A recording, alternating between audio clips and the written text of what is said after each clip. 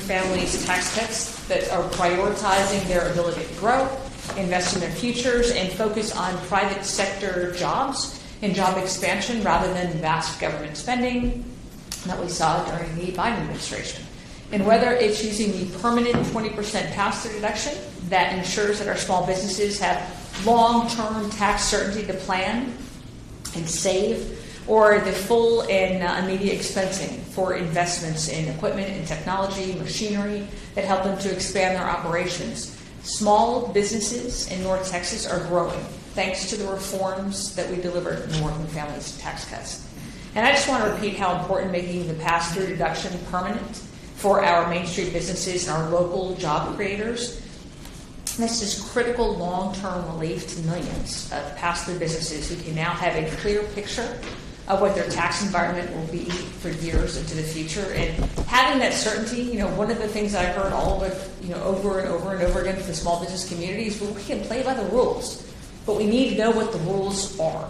And I think having that certainty may be one of the most important aspects of our important tax reform package. So for North Texas businesses, just knowing that these reforms were taking effect, we actually saw enthusiasm just from knowing that for business expansion. And we had our 4th North Texas job fair last August, and the response from the business and employees was the largest that we have ever seen. We had more than 500 businesses. We had Fortune 500 companies. We had small mom and pops. And we had over 35,000 people who came out to look for a job. And they were looking for a new career. They were looking for better benefits, more flexibility, and new opportunities. And we saw that. It's become the largest independent job fair in the country. And when you see this kind of impact firsthand that strengthens our private sector, that's when you know that our steadfast commitment to focusing on Main Street expansion over Wall Street or Washington bureaucracies is really making a difference. It's making a difference in the lives of American citizens who deserve to earn more, to keep more, and be free from the destruction that's left behind after the Biden-Harris and unified Democrat control. So now, thanks to the Working Families Tax Cuts, we are in a new era of making sure Americans keep more of what they earn and are paid more for the work that they're doing to be able to support their families. And in fact, because of our commitment of putting American people first and their livelihoods first, a family of 4 with 2 kids earning up to $73,000, taking only the boosted standard deduction and bigger child tax credit, will have no federal income tax liability whatsoever. And that's real relief. And that can go toward grocery bills, medical bills, housing, kids' education, child care costs, and all necessities that Republicans are helping to ensure that families can pay for and that were strained under the Democrat policies that left America really impoverished. So we're delivering on promises like no tax on overtime, no tax on tips, meaning that our hourly workers are keeping more of their hard-earned money. No tax on overtime alone will boost income for nearly 80 million hourly workers by as much as $1,400 a year. And if you work extra, you get to keep that money. And Republicans in Congress are committed to ensuring that that happens.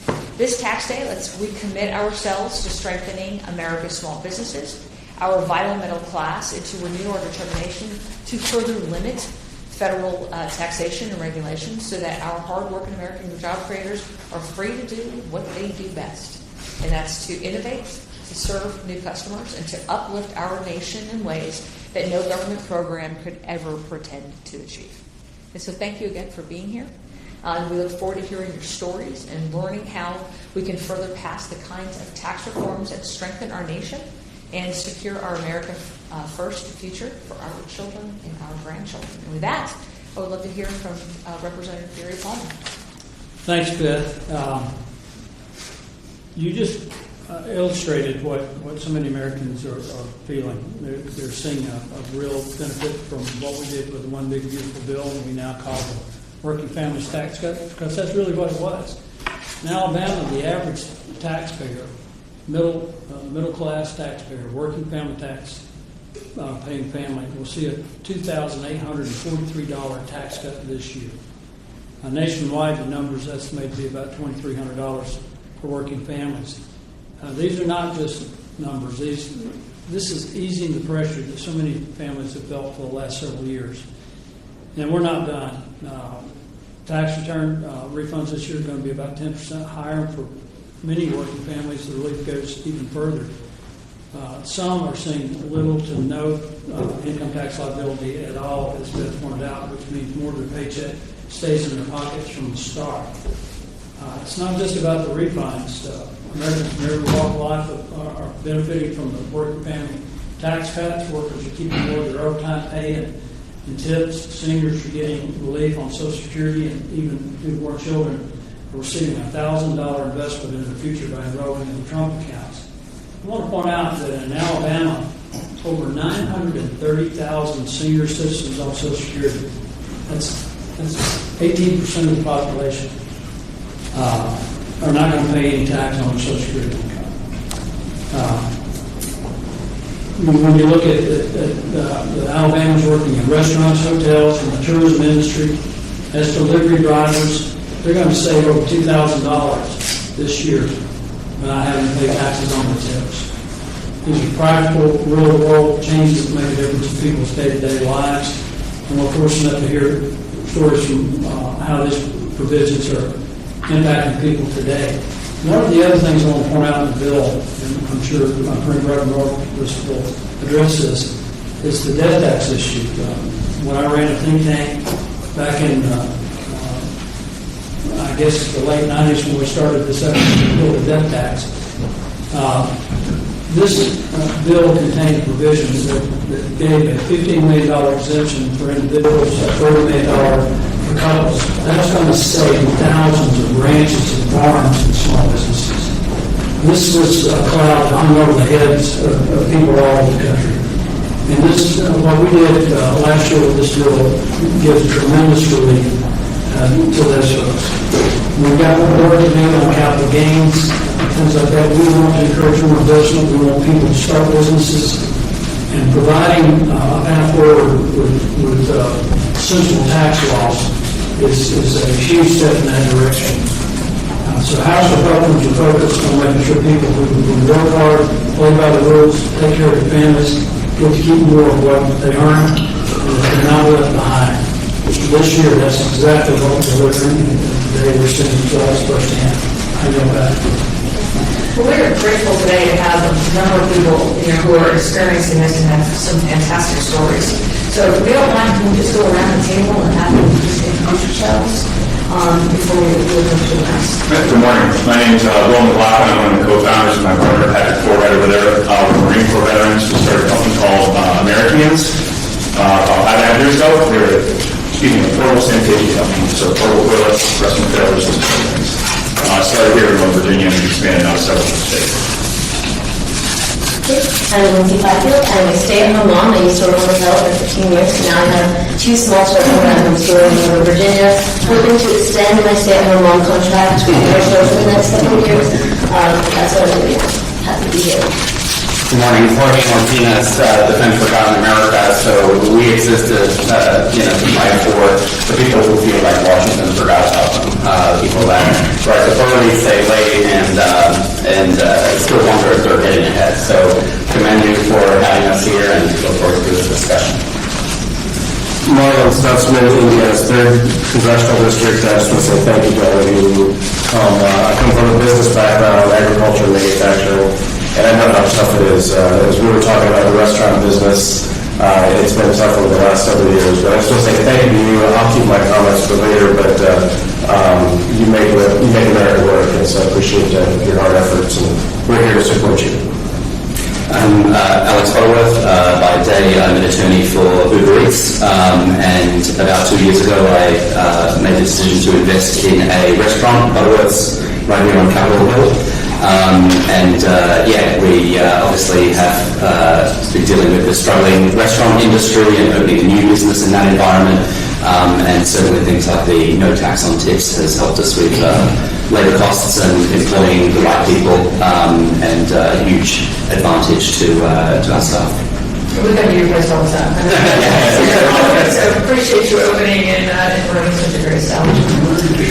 Morning, my name is Nate Miko. I'm a former Navy officer and a defense contractor, and we're recently a bartender in Alexandria, and also grew up in a small family-owned restaurant run by my folks.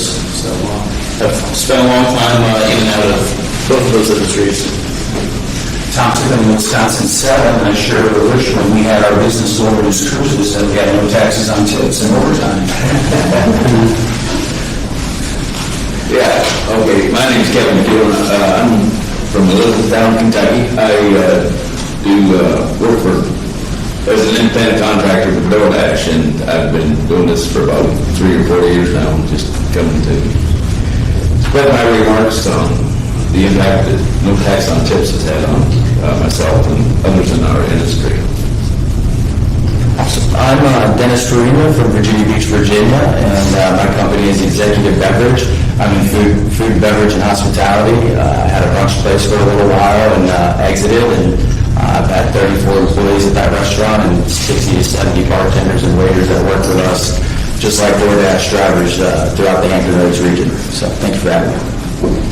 I'm Chuck Edwards. I represent North Carolina's 11th Congressional District, the mountains of western North Carolina that are chock full of good, solid, salt-to-the-earth working Americans that are benefiting from the working families tax cuts.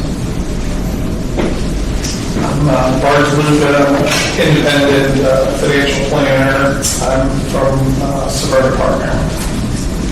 And we're also grateful today to have on tax day, to have with us from ACR. Americans for Tax Fund, we keep a running list of things that have been in the newspaper, things that brought to our attention. People telling their own stories on what no tax on tips, no tax on overtime, and the lower investment costs because of permanent expensing. And it's amazing the tremendous feedback that we're getting, and that people recognize that these tax reductions being made permanent is so important. Actually, I was mentioning permanence on the expensing. When you look at expensing in the United States, or investment in the United States, when they think that the previous tax cuts on expensing, going to expensing or speed up depreciation, as soon as they're about to fade, there's a whole bunch of investment. And then when they drop, the investment naturally goes down. And it ought not to be going with the tax policy. To have permanent expensing, allowing you to invest when it makes economic sense, and always making better tax sense. It's a huge step forward in your comments on the death tax. Having permanency there, we have permanent death tax numbers for a long time. We had no death tax for about 1 year, and then that went allowing people to be able to plan, knowing what's protected and what's not on a permanent basis. And even in the marginal tax rates for individuals, we haven't had permanent tax rates for individuals since Reagan's 86.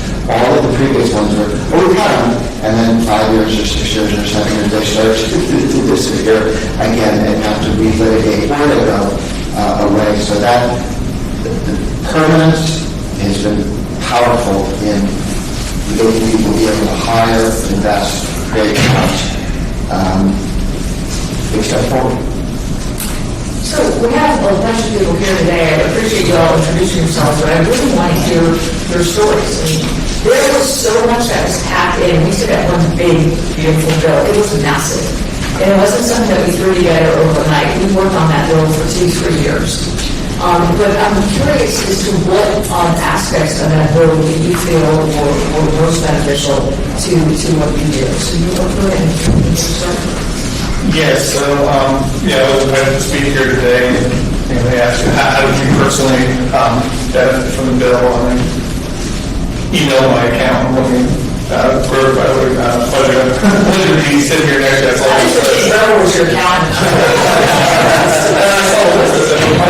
He's in the tax. This is really cool. So, but anyway, I did receive some benefit on my personal taxes. The permanence of the tax cuts, I see it's over the years that will help you. I work mostly with retired seniors in the Mid-Atlantic area. So I've been doing this about 25 years on my own for 5. And retirement planning is quite challenging. I refer to this as kind of like Gen 2 of retirement planning. Like Gen 1 was like the 70s, 80s. Most people go work for a company for 35 years and they retire, they would get Social Security, they would get a pension, maybe have some CDs at the bank, like 401k stocks, we're not widely owned. So those are the owners that will really like the company, that would have been the individual. So now we have, the individual, and if I kind of think about my career, like, what were really big challenges for retirees? 2008, obviously, because of the stock market crash, even pieces of the bond market, like that was very challenging. Second to that, though, was 2022, where we had a massive spike in inflation.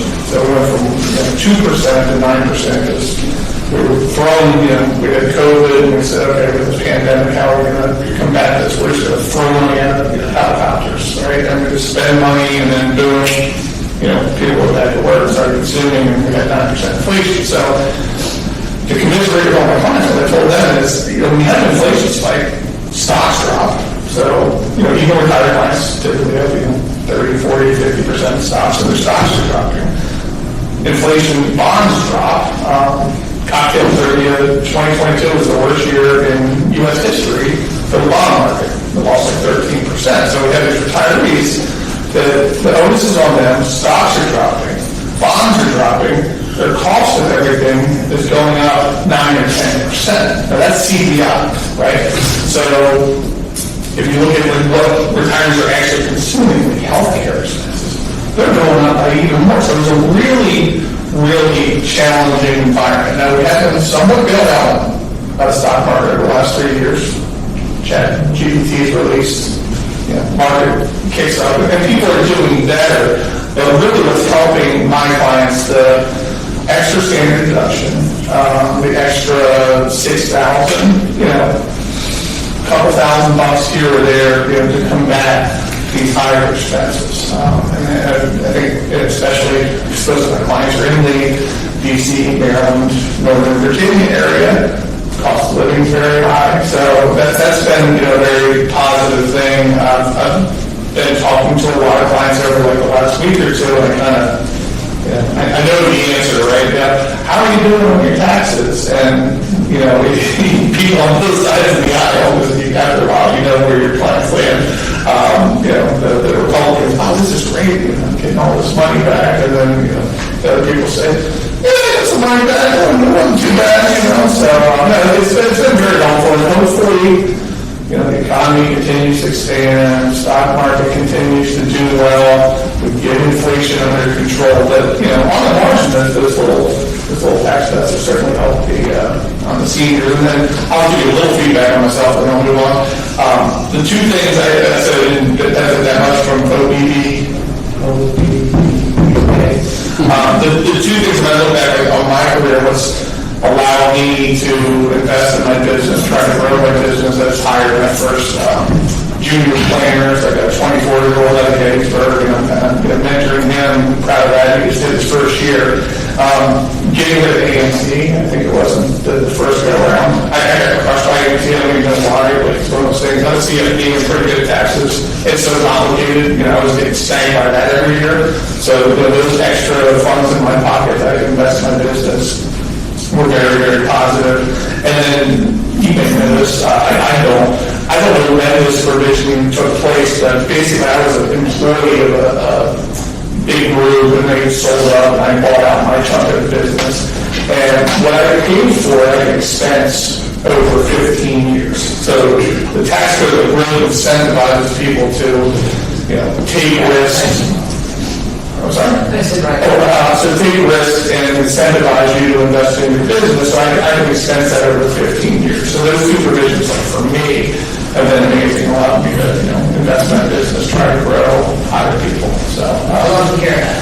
Invest, hire, grow. Well, first, thank you for having me. I think it's the greatest bill to hit the floor in ages, so it's amazing. But under Farina Hospitality and Entertainment, my operating company, we operate food and beverage malls in Hampton Roads, and we have restaurants. We're looking at a winery deal, and we have executive beverage, which is one of our main revenue generators. And We started in 2010 with one bartender, and, fast forward to today, we have like 65, 70 bartenders and waiters that rely on us for tips and gratuity for wages. And, when we talk about this bill, I can illustrate briefly how important it is for guys like Ramsey who have a newborn baby and use tips for diapers and to pay rent and things like that. And they can take $25,000 right off the top of their income before taxes even be assessed. And for guys like Devon on my team who has a kid and he manages a barbecue spot and works events on the weekends, it's a big deal for them because they're spending time with me. They're spending time at weddings and corporate events and sometimes gubernatorial events and things for the, Governor Youngkin or, whomever. And, now it seems that the state has their back and they're putting more money back in their pocket. So, my team is thrilled. They're very excited. I have people like Janine she homeschools her kids and she works 3 jobs and worked at one of my restaurants and picks up events on the weekends. And, this is really impactful for them. So, Executive Beverages found it a little more lubricating in the labor market. We're able to use this as an attractive measure for our workforce to come in. And, if you're a teacher and you're just getting by and you actually bartended in college and you're quite good and you like to do some fundraisers or some weddings, you can do those with Executive Beverage and not get taxed on your tips until you make $25,000. So it's another incentive to get them into the market, to get them into another income generating stream, and also removes a big stress burden on the employees. There's a lot of times where I be telling my employees that I'm not an accountant and to refer to guys like him. I'd have to tell them, I'd recommend, I'm not an accountant, I'd recommend holding 10% minimum of your tips. Just put it in a piggy bank. Now they don't have to even think about that or stress about it because that's a big burden for them. Like these level line associates who are earning gratuities and tips, they don't know how much should I keep when I need to pay rent, my rent's late, and my bills need to be paid. And I need to buy diapers for my baby. So God bless America. God bless Donald Trump and the legislators who got this done. Executive Beverage is thrilled. Hampton Roads is thrilled. And I know America over time will be very, very thrilled about this bill. So thank you for having me, and we appreciate what you're doing. Yes, ma'am. Yeah, thank you. Appreciate, first of all hard work that everybody at the table has done to further the advent of taking home our taxpayer money back so we can put it more to our own personal use instead of going it somewhere else along the way.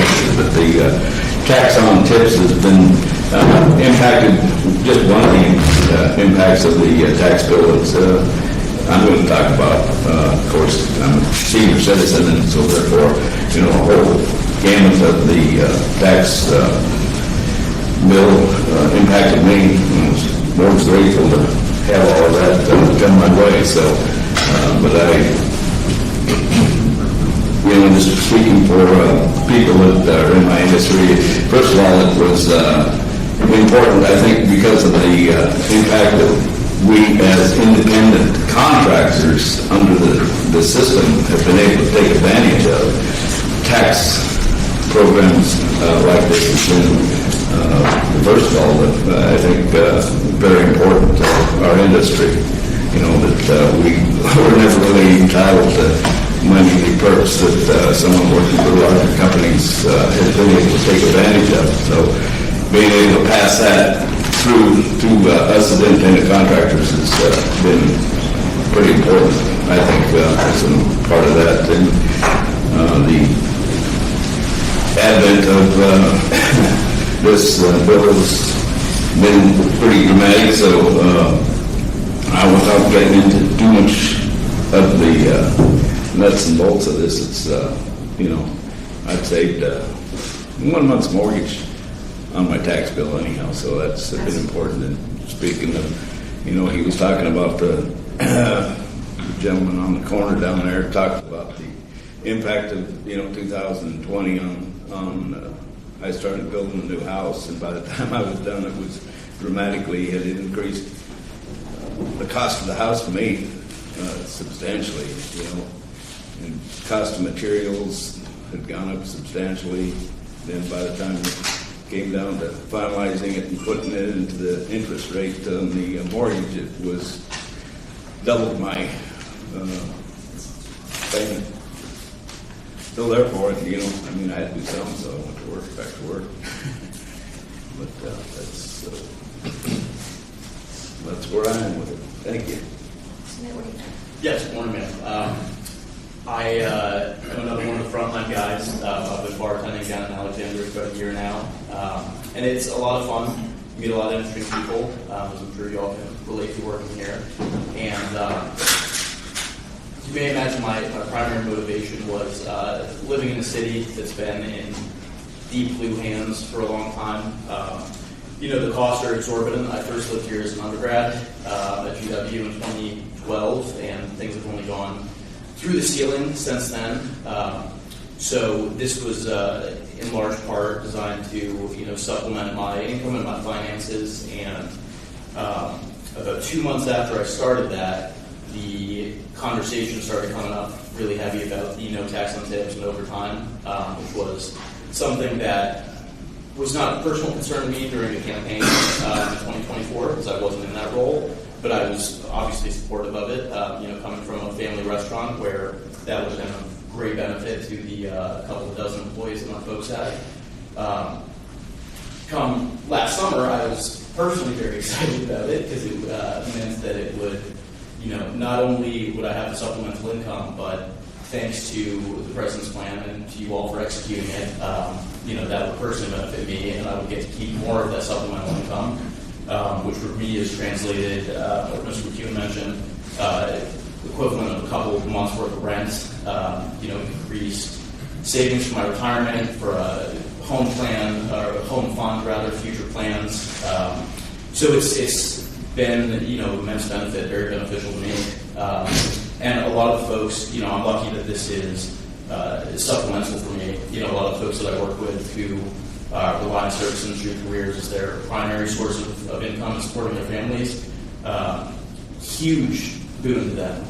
It's actually the equivalent is a bigger pay raise for them than I've gotten in my full-time job in the past several years. So, and to the point that was made before, they don't have to wait to file a tax return to get it back, or I should say we don't have to wait to file a tax return. That's money that is staying in people's hands every day, week. They are able to access that immediately, improve their standard of living, plan for their futures, support their children, whether that be, child care, education. So it is, it's a real immense benefit to them. And,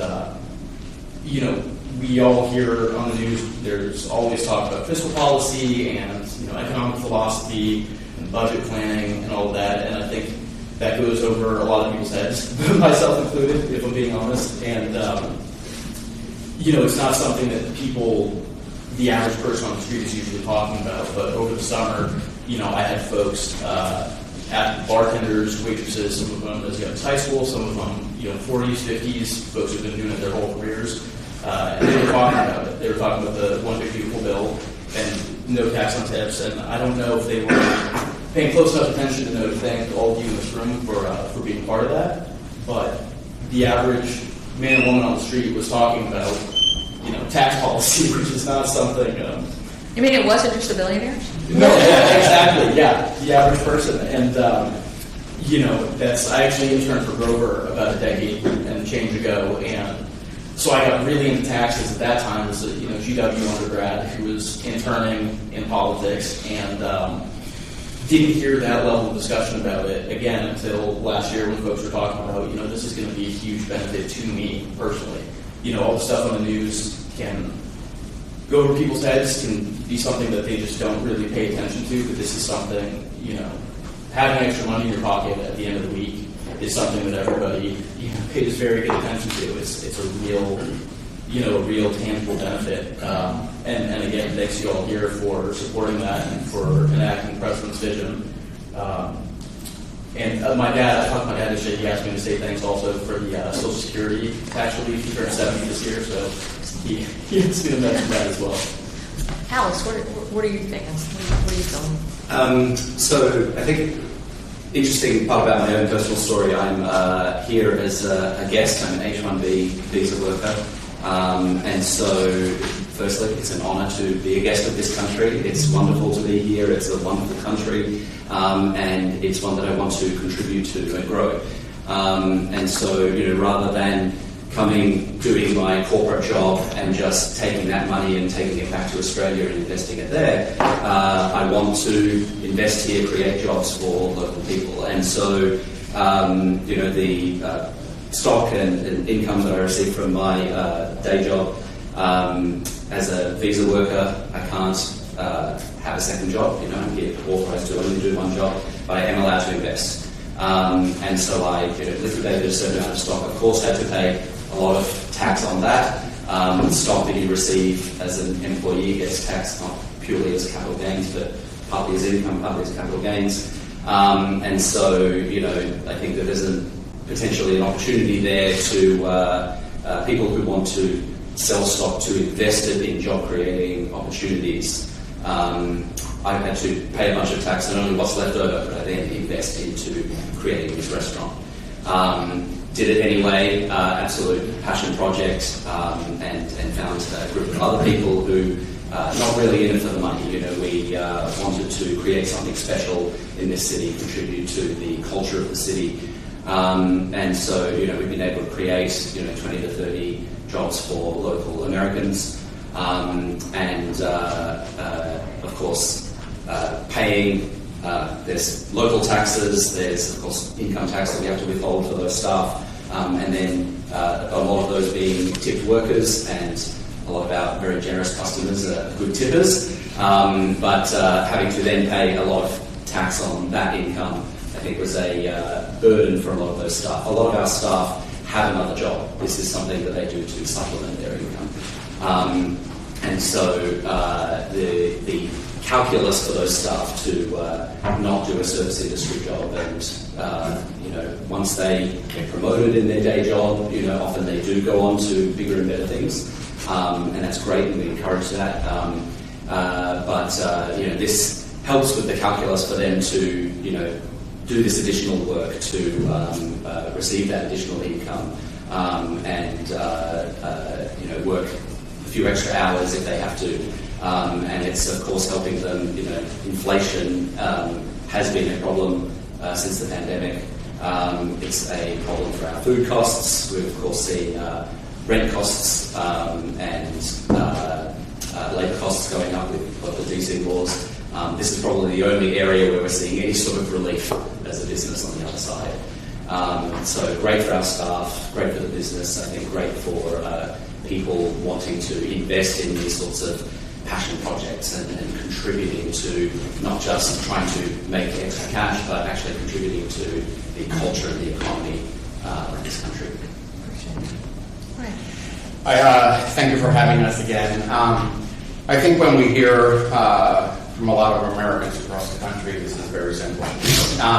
What you guys did is not just about tax laws. It's about economic relief. It's about dignity. It's about people knowing that if they work hard, they can build a life and not just scrape by. And the monies that Americans around the country are getting to keep, that's not going offshore. That's being spent in their local communities. And that results in economic growth and job creation and real relief for the people that really need it. And I think, as Republicans, you have to continue to hammer this, and hammer the fact that, we spent 4 years of failed economic policies under the Biden-Harris years that has contributed to a lot of the kind of challenges that we're facing today. And we got to give it time. But I think most Americans understand that because of failed Bidenomics and the green energy scam, et cetera, it doesn't take just a year to reverse all the damage that was caused in those 4 years. Obviously, echoing what everyone said, everyone loves the no taxes on tips and overtime and Social Security. We're hearing from a lot of parents about the Trump accounts and having the opportunity to build generational wealth for their families. That's extremely important for a lot of American families.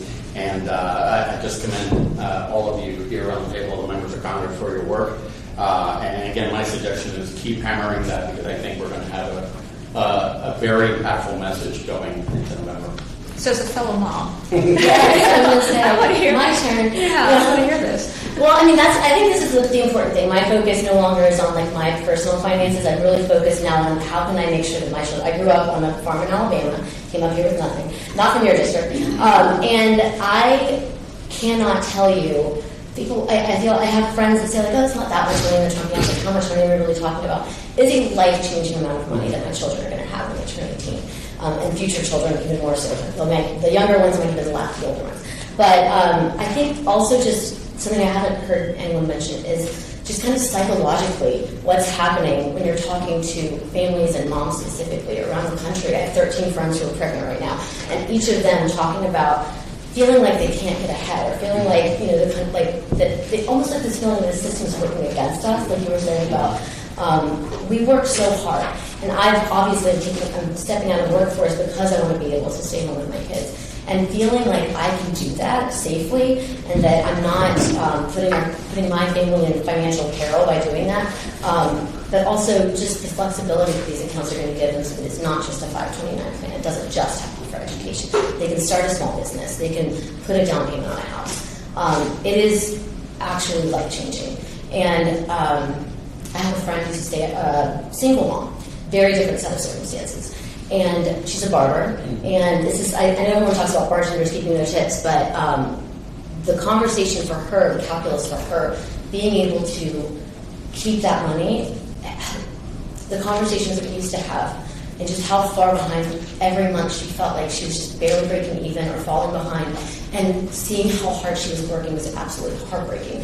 And now for the first time in years, she's finally talking about, wow, I actually have enough to just go to Trader Joe's and buy whatever I want. And so it's not, I think we can kind of exist in these little bubbles of, you know, very, very wealthy people. If you talk about how this is actually impacting people who are just making it by, I feel like that's where I want to see more of the message going. I want to see more talk about how this is affecting positively the people that usually don't get talked about.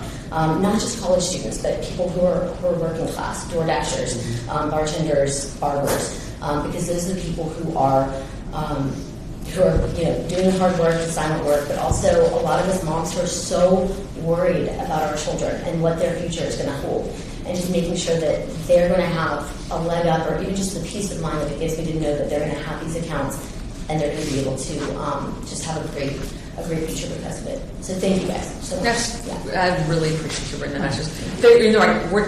They don't get talked about enough, No. right? No. And so I really appreciate you putting a face to that message. Thank you. Well, Yeah, again, appreciate the time. Thank you. A little bit of context, just to set the table stage, because I think it sort of helps us understand why this is so impactful for our business.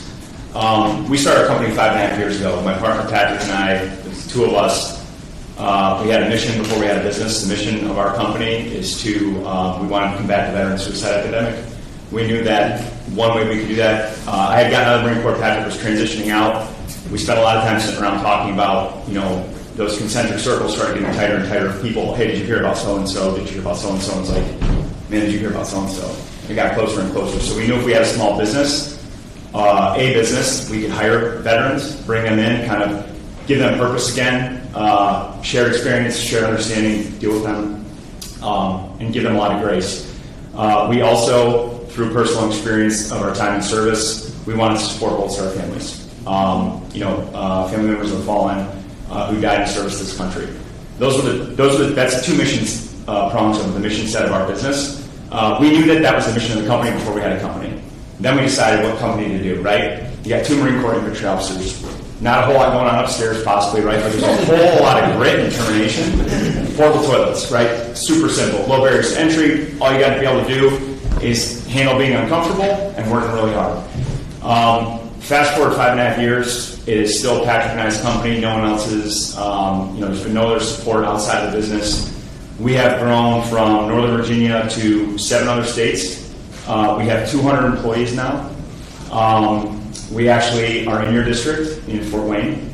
And we recently last year, so now this is kind of me rounding this out, we recently last year got a phone call, and this is how we've expanded the company. It's typically our past performance. People go away, they go to other projects, they go around different areas. They call us later, like, we're having a problem here, right? Nobody thinks about the toilets until the toilets are a problem, right? We get a call and someone's like, hey, do you think, and this is exactly how I went to Indiana, so last year we get a call, do you think you guys would go to Texas? We've never gone across the Mississippi at that point, right? So this is a big deal for us. So like, all right, this is what we do, right? Patrick and I jump on a plane, fly out to Texas, Haskell County, and we just start doing what we know how to do, right? We just start reconnaissance. We just look around. We meet with people. We talk to the leadership in Haskell County. We talk to the mayor. We talk to the city manager. We talk to the county judge.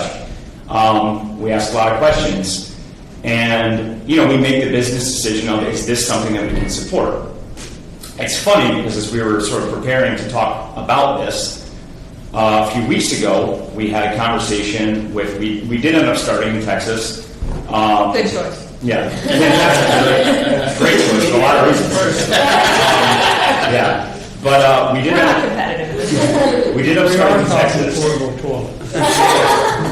They make money. We did end up starting in Texas, and we were putting an analysis together for our customer down there.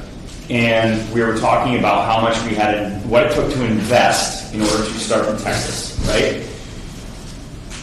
What matters about us starting in Texas is that we now went from no presence there. We hired 24 people locally to support our operation there. The 24 people that we've hired locally there, they are represented by also other fellow veterans. All types of people, all walks of life, but you can imagine by what we do, like Patrick and I have both cleaned thousands of toilets, right, ourselves, back in the time when we were growing business. The type of people that come to us looking for employment, right, it's a very specific type of person. It's a very blue-collar type of person. It's a very blue-collar type of mentality. We want to take care of them. What the benefits that we get from this, and this is where I think it matters the most, right, we put that analysis together of what it took for us to invest to start in Texas at the scale that we needed to go to. From day one, it wasn't like we were going to edge into this. It was day one we had to go full capacity, ready to support. It cost us $4.6 million to get that started. Basically, the investment it took our business to get down there. Went back through doing some analysis to what this effort has saved us last year. Between Section 179, keeping the max rate static, and the pass-through, it saved us $4.4 million. It was almost a one-for-one, and I didn't even make those numbers up, but I'm really good at making numbers up. Right? It's part of my job to do now with business. But no, like that actually was like a one-for-one, right? So it goes to show you, and now, I mean, what that translates to, right? We have 200 employees. We have donated $1.2 million of our profits over our 5 years to support different foundations that basically support veterans' mental health as well as Gold Star families. That money has resulted in 7 different Gold Star children having college funded. I know personal experience within the business supporting veterans' mental health. We have had impact. We have pulled people back from the ledge in a lot of ways that we can never do that. Now, the reason I tell you that story is because our purpose for our business, people have asked us recently, like, why do you guys still push so hard to grow the business? Like, why don't you sort of like slow down, right? Well, we have a purpose, right? For Patrick and I, that's why we do it. And we can share that purpose with our employees. They get behind it. Everybody drinks that Kool-Aid a little bit. They don't have to be veterans, right? But people get it. And because of the way that we can treat our people, look, everybody talks about, I think it comes down to that sentiment of like, well, this is saving millionaires, right? You mentioned your children, like, start a small business. Yeah. Don't have them start a small business. Yeah. It's so hard. It's extremely hard. We joke about it. It's like, it's the most fun I never want to have again. But the impact that we can have if we continue to, we have the ability to, people like us, and there's a lot of business owners like us, because we know a lot of them now by chance, right? We will take that money that we save, and we don't go out and buy second homes or cars or whatever people think that might happen with it. We want to invest it back in the business, because if we put it back in the business, That allows us to grow the business. That allows us to pursue our passion project, which is donate. We can't donate time. We don't have any more time. But we can donate money back to support those causes. And the third impact of our mission that we didn't realize getting into this is we now have 200 employees, right? In the state of Texas, there's of those 24 that we support there, it's 84 mouths that we support. And we're paying them, they have full benefits, 401k with a company match. We have bonus programs set in place. We try to treat these people in a way, so you talk about a lot of direct impacts, right, of the counterparts here at the table, because you're kind of at the finish line of that. We're like an intermediate step, but it flows through us to get down to our people, and it makes a huge impact. And to the extent that we can get one-for-one trade-offs like in Texas, where we can just say, hey, boom, we get this money back, we can reinvest it, that's all we want to do, right? So as a small business, to the extent, thank you for pushing those. I have a million different ideas of what could happen to make our lives easier as business owners. It is really difficult. It gets very complicated everywhere we go. I mean, we're paying for tax studies just to understand how we have to charge sales tax in different places, right? As a business owner, it's like, sending around the table, like, not a CPA, right? Love this country. Wish I was a CFP because it would be a lot easier. But these are things, to the extent that you guys keep pushing these efforts, we appreciate it. We will keep utilizing it as best we can. We want to keep growing, keep doing the things that we do, because that's our therapy, right? For Patrick and I, that is why we do it. And thank you for coming and sharing that. I know we've got conference in a little bit. I want to make sure that the members who are here have an opportunity to ask questions. I know you said you had something you wanted to I just want to point out that we really have talked about the trickle-down impact of the tax cuts. There are 51 million Americans who are not having to pay tax on Social Security. As a result, there's a 53% jump in restaurant spending just right after the tax refunds, and a lot of it is from senior citizens. A lot is probably DoorDash. Yeah. And for these folks that are hiring these people who are not paying taxes on tips, they're probably getting more tips. You're able to hire more people because of the tax cuts. Yeah, that's it. I mean, I couldn't agree more with that. Yep. Thank you, Madam Chair. I'll give you a report from the great state of Wisconsin. Average return is $3,000. It's the highest that it's been in a long time in the state of Wisconsin for people getting refunds this year. And I would mention another part of the Working Families Bill is the child tax credit is now permanent and really important for these young families that are starting up. And so that's great. In addition, taxes on tips, overtime, and all the rest. And the other thing, a lot of farmers in my district, and the 100% bonus depreciation is a big deal for them and really helpful for them. So whether it's from Appleton to Beloit to Wausau across our state, we're hearing those stories about how important this is. And I would also point out that I believe no one on the other side of the aisle voted for this. No one voted for it. And some will tell you, yes, if you had given me a standalone bill, I would have voted for it, whatever. Well, they had a chance to vote for this, and they chose not to. And I can confirm that they would not have voted for it based on what our governor just did last week in the state of Wisconsin, where he vetoed a bill that would have allowed no state income taxes on tips and overtime. He vetoed the bill, stiffing the hardworking people in the state of Wisconsin, the working class people in the state of Wisconsin. So we got a lot of work to do, and I would just close with this. I'm hearing a lot of people, it sounds like they're from Virginia. If you want to see this happen again next session of Congress, you have an incredibly important vote next week. And I hope you are paying attention to it, including telling your friends, relatives, and coworkers. Because if you want this to continue, next week's vote could decide. Yeah, thank you, Beth. And thank you for the stories. This was really good feedback. I'm really inspired by the stories. I've started businesses, and I know how hard it is.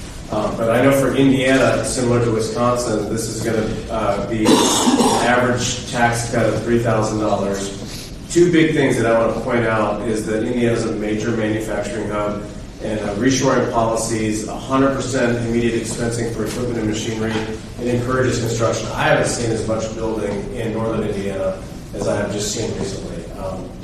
Companies are growing, In spite of the tariffs, which has created some volatility, people are still growing because they have this certainty within our tax policy. The other big one is the no tax on auto loan interest. And so, we need to build more Corvettes down in Elizabethtown. Those are beautiful cars. Bowling Green. That's right. It is Bowling Green. Okay. Well, anyway, close by. Yeah. And I live in the Auto Belt between Detroit and Indianapolis and Kentucky. A lot of cars. I know in Texas, a lot of cars are built in Texas. But that's a big deal because the auto industry has seen a lot of foreign pressure, and so building cars here in the United States is a big deal, and giving the Americans an incentive to buy American cars is a great deal. So I am so excited, and kind of like we were talking earlier, everything else has gone up. Utilities, insurance, that's another big one that's really gone up recently, and our overhead is always just higher. But thankfully, because of the big beautiful bill, at least we know that our taxes are going to stay low, and we're going to see tax cuts for people that are really working hard. And that no tax on tips is a big deal for people that are working on the weekend at a restaurant. They can take that money home, not have to worry about it, and use it for their family. That's cash that really will make a big difference for them. Representative Van Dyne and Palmer, I appreciate you convening this meeting this morning. What a perfect day to do this. I think that it's important that we go back and, after a major action by Congress, and evaluate how it's working and where it is in context with everything that's going on.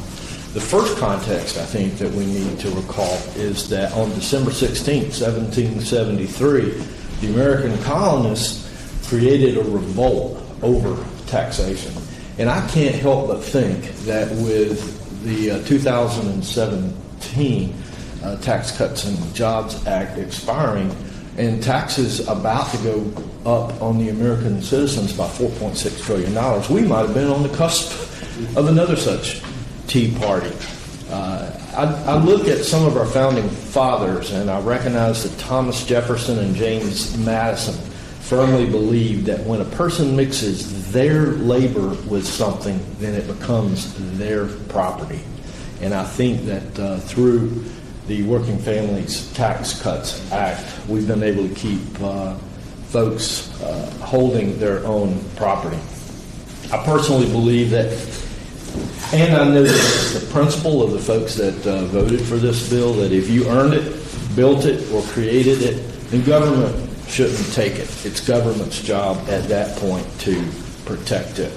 I appreciate the conversation and the stories from each and every one of our guests today.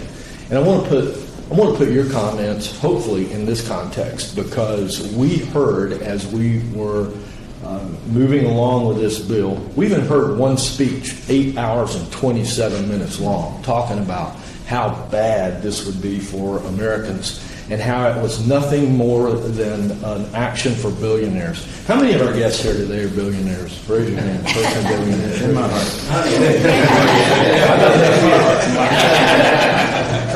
I don't know a billionaire, but I know that folks like Heather Kell back in my district, a server behind the counter at a restaurant near my office, realized after no tax on tips and raising the standard deduction that she gets a $4,000 tax refund, something she's never had before. And I'm hearing stories like that all over the place. How many billionaires do folks know that are working for tips? How many billionaires do folks know that's punching the clock and working more than 40 hours and taking advantage of no tax on overtime?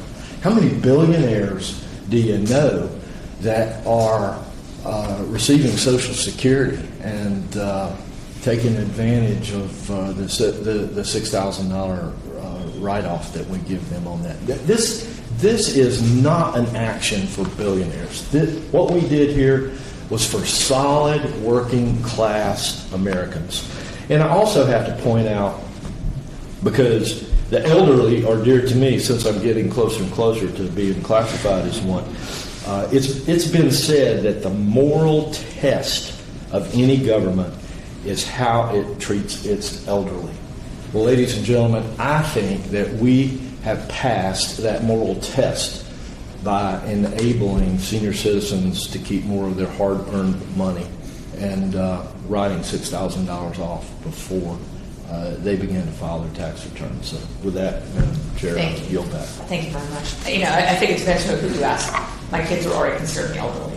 So I do want to thank all of you for sharing your stories. And for those of you, and I'm hoping that you stick around, I would like to hear more about what you want to have included in the next tax bill. That's something that we are anxiously and currently working on if we're going to have another opportunity at that apple.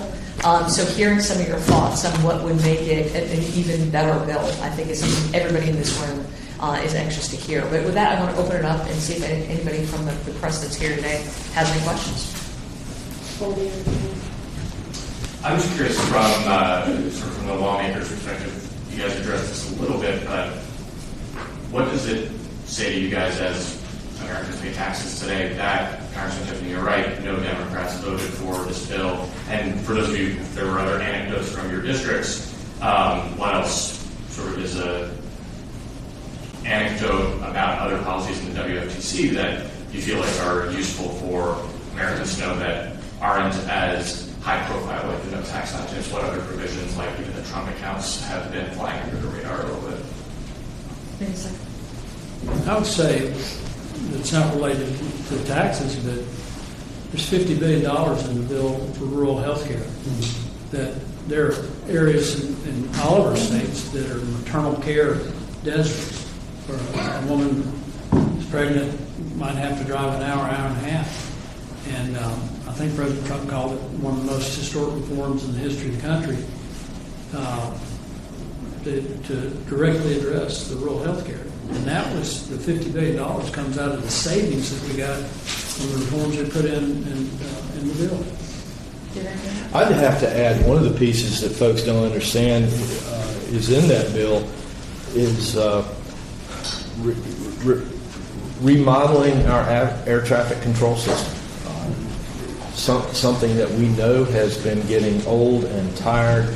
Technology has far outpaced our ability to manage air traffic, and that helps us get off to a much greater start in creating safer and more efficient travel for folks around the country. I think it's just probably practical dollars that are going out that people don't think about. I mean, the fact that, we had a Secretary Besant mention that over 20 million Americans now have taken advantage of the no tax on tips. When we look at how much more they're getting, the average refund now is 11% higher than it was last year, but the amount of money that's gone out, which is over $220 billion, is 23% more than the refunds that were written last year. So these are real dollars going into real people's accounts. I mentioned the number earlier that if you're making $73,000 and you're a family of four, you're not paying any federal tax money. Those are not for billionaires. So this is for normal Americans like all of us that are around this table. And those things I don't think get talked about. I think the Democrats took off on this, this is only for billionaires, but I think this roundtable is a perfect example. These are taxpayers, but this bill was meant for every single American, whether or not it's looking at the standard deduction or looking at moms and the child deduction, setting up the Trump accounts, for future Americans. All of those things are supposed to help government get less, people who are working and earning keep more. As you're looking at the next one, I'm sure we would all appreciate a tax credit for conservative journalists, too. Yeah. Any other questions? Can I also add that in one of the subcommittees I sit on, we had the IRS tell us that 1 out of every 4 tax returns that they've seen so far are taking advantage of these new provisions for working class Americans. Congressman Stutzman, did you have a question? No, there's another question from a reporter on the line, but I would follow up on that. I think the other piece is the energy policy. Even though right now we're seeing a spike in gas prices because of the Iranian conflict, in the long run, I think energy is also what we all measure ourselves by and how we feel about the economy. And with the exploration of the new opportunities in Alaska, with the new production and technology, pipelines, America is an energy powerhouse, and I think that makes a big difference for the American people. But also the Trump accounts, I think, is one of the most brilliant things we could have ever done. It'll be one of the greatest transfers of wealth from one generation to another generation. And it's done voluntarily. It's not done by taxation or forcing people to, put their money into, somehow diverting it to avoid taxes by the government. This is a voluntary program. I think it has will have a huge impact. Well, I think the last thing, piggybacking on what everyone said, is when Americans get to keep more of their money and build generational wealth, that means less strain on our welfare systems. Right. And we can shrink government, save more, invest more, et cetera. So I think that's very key. And I think, as Will mentioned, when small businesses get to do it, they invest actually in their company, and they invest in their employees. I think this is why you're also seeing for the first time in years that wages now have outpaced inflation. I mean, this is obviously an indicator of it. Yeah. Will, you had mentioned some other thoughts that you had on, and just while some of the other members are still here, that could make the next bill a little bit stronger. One thing that sticks out to me is, because we've seen this a lot, the overtime thing is that's awesome. That's super helpful, right? Because I think a lot of small businesses as well, there's a point where you really are going like paycheck to paycheck from a payroll perspective of like, are we going to make payroll, right? And overtime is one of those triggers that when you start kicking that overtime, it really starts to dig deep in your pocket. So that's super helpful. But one thing I was thinking about is we as a company use, we like to sort of do, we call it like a profit sharing thing, but really it's sort of some hybrid of that where we do have a bonus structure, right? And this is within a very simple, like sort of blue collar business, right? It's nothing fancy, but we want to incentivize people to work hard, volunteer for work. Like, we don't like to volunteer anybody to do anything. And, if there was some way to make it so that bonus type payments, maybe below a certain threshold of total income or something, would also be exempt from taxes, right? Because we're not talking about, this isn't a bonus like you might see on Wall Street or something where it's like, double your salary, right? This is like a few $100 here, $1,000 there, those types of things. It's intentional, it is meaningful, especially, right? If you give somebody works on a weekend, to your point, right? Like your employees, they go home with the $300 in tips, right? We want people to volunteer for work. We literally will give them $300, right? And that's for your volunteering to work on a weekend. You're still going to make your hourly wage, which is in the overtime, right? But we want to incentivize that. But then it gets hit harder, right? Yeah. And we've experimented with grossing up those payments. But we have 200 employees now, right? So at some point that gets to be untenable too. We can't, if we start eating that, and that adds up fast, right?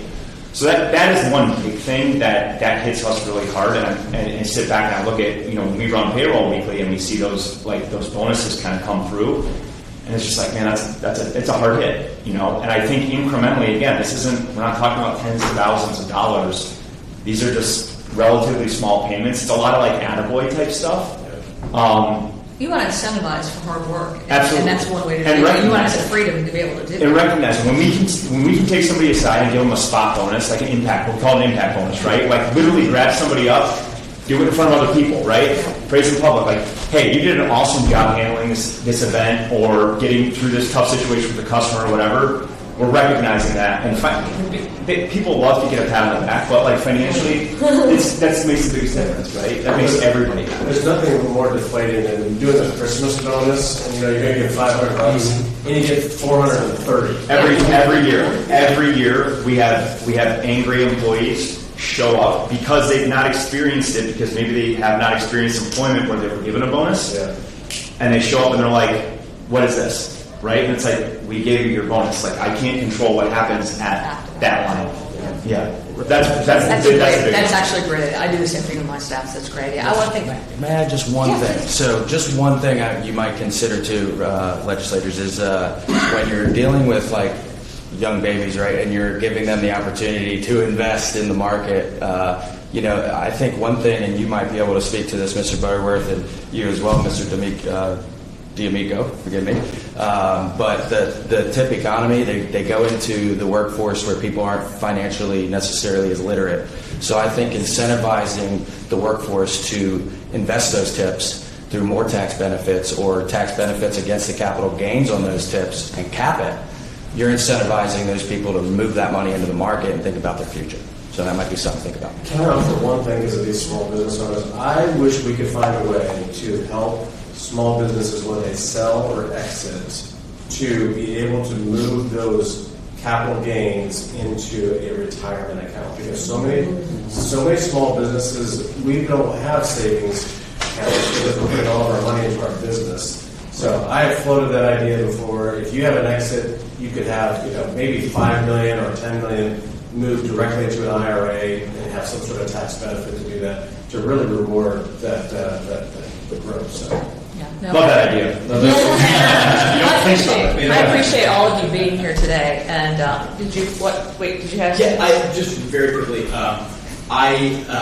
Representative Tiffany mentioned that Wisconsin recently declined to follow the example that you all set with the no tax on tips and overtime. I've lived in Virginia for the last 2 years, which used to be a mercy, having lived in D.C. Now with the new leadership, I'm bracing for impact. One of the guns just to be safe before they take that away too. But Texas has an open door policy. I think the beauty of to turn it into a positive, the beauty of what you all did with this bill is that you can infiltrate the bluest state in the country. This is the federal level. You don't have to rely on Gavin Newsom or Adam Spanberger or one of these people to take their own citizens' best interests. You can do it. And that may, change some minds. Like I said, folks who are talking about it who probably don't usually discuss fiscal policy in their day-to-day. And, gives you guys the ability to make inroads. It was already a pretty historic election in 2024. And any opportunity to expand on this, whether it's increasing limits, diversifying the types of exemptions, you can make those inroads again in places that normally would be untouchable because they have leadership that wouldn't consider something like that for the average worker. So. But to that point, make sure that you're taking credit for these things. I think that's the thing that's frustrating is you see a lot of that muddled water of people saying, oh, this is because of liberal policies, because we're living in a blue state. I mean, you guys really need to make sure that you're taking credit for all the good things that you're doing. That's a great way to end that. Thank all of you at the table and happy tax time. Thank you very much.